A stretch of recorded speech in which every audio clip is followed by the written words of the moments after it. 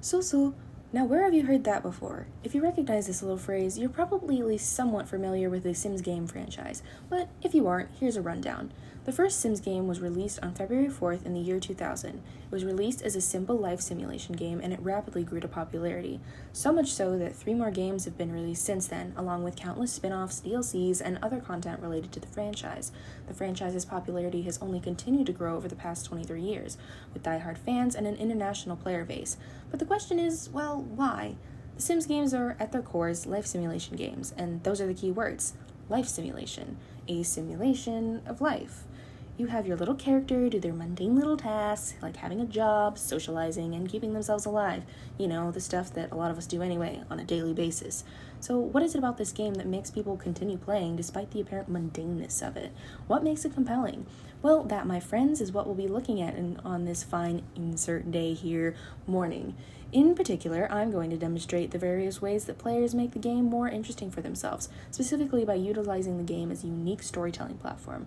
The Sims is an unconventional storytelling platform, but it can and is being used to allow players to create their own unique narratives. As an avid Sims player myself, raised on The Sims 3 and having a few hours on The Sims 4, this topic is really interesting to me and I'm excited to explore. Now, before we get into all of the specifics, let's look at the basic gameplay components of The Sims. You have your character customization menu, commonly referred to as CAS, your build and buy mode, where you can either decorate pre-existing buildings or completely build your own from scratch, and live mode, where the actual life simulating happens. These are all key features of the game, and different players may be attracted to 1 or 2 specific features, or all 3 of them. To quote media studies scholar Tanya Sivinen, The Sims is essentially a game that allows for multiple playstyles and preferences, acting more like an underlying foundation or platform for all kinds of constructive or destructive activities the player wishes to engage in. I'd also like to note that I'll be referring to these players from now on as Simmers, which is the name that the community and the game developers have chosen for themselves. There are 3 categories that I'll be presenting: building Simmers, cast Simmers, and gameplay Simmers. So let's take a look. As suggested by their name, building Simmers like to build stuff, or in my case, they like to download pre-built buildings off the gallery and then decorate the inside how I want them. Of course, this is already a very creative activity, as people can build some really cool stuff. I mean, seriously, look at some of this stuff. Some of these are insane, and I wouldn't know where to begin building anything like them. I'm busy building boxy restaurants and decorating apartments, thank you very much. The actual activity of building aside, you can also tell a lot of story with how the builds look, especially when it comes to decorating the interiors. Just like you can tell a lot about a person by the state of the place they live in, you can tell a lot about a Sim or a Sim family based on how their house is decorated. For example, let me show off some of my decorating skills. What might these builds tell you, other than that I really like decorating kitchens? Even if it's just a basic like or trait, for example, this build tells you that the owner really likes plants and probably has a green thumb. This bedroom tells you that Blanca has way too much stuff and also that she's probably pretty nerdy and into tech and science stuff. Side note, this is my favorite room I've ever decorated. The appearance of a room and or house shows off a lot of the personality of the person or Sim who lives there. Cast Simmers spend a lot of their time, or all of it, inside the Create a Sim menu, carefully crafting the perfect character in all of their outfits, for potentially hours on end. I'm looking at you, Blanca. Players are able to customize even the most minuscule details of their Sims, such as bone structure in the face. And much like the building aspect of The Sims, the cast menu can also do a lot of storytelling. You can try to make your favorite characters as Sims, or you can make your own original characters. Maybe you're someone who wants to see what a character you've thought of looks like, but you either can't draw very well or don't trust your drawing skills, so instead you find yourself making your character in The Sims. Totally not something I can relate to. Not at all. No idea what you're talking about. Anyway, just as with building, you can really get into storytelling with this feature, especially with the amount of detail you're able to go into. Maybe you have a Sim who you want to convey is really happy and bubbly, so you put them in bright clothes or give them a pleasant looking face. Again, let me give you an example. These are the triplets, Grace, Nissa, and Melanie. Just by looking at them, you can tell that they're very different from one another, and obviously have very different personalities and lives, and that conclusion can be made just by looking at the 3 of them.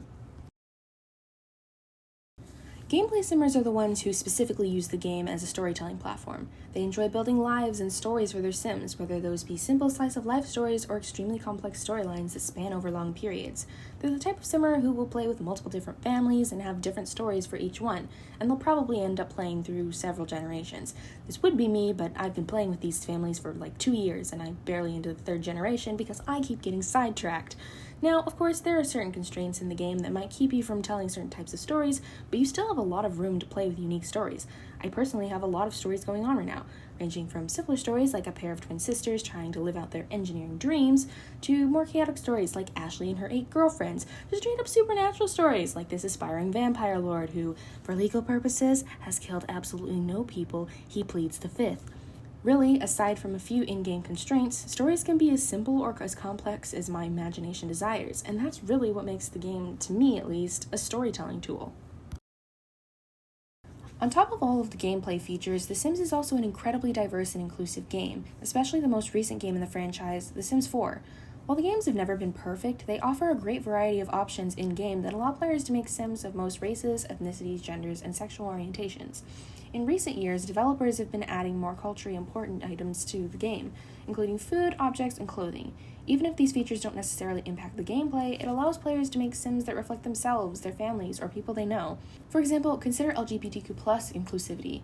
According to an analysis of gender and sexuality and performance in games, the player character's gender and sexuality are not solely the result of pre-gameplay fixed choices, but also the way the player makes their character behave and grow in-game.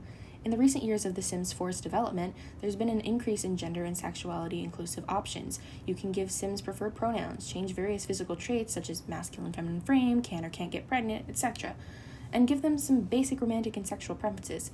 Since these updates, I and others have been able to make Sims that are actually presenting as gay, bi, trans, aromantic, asexual, etc., instead of being able to flirt with anyone or only having the in-game options to be male or female.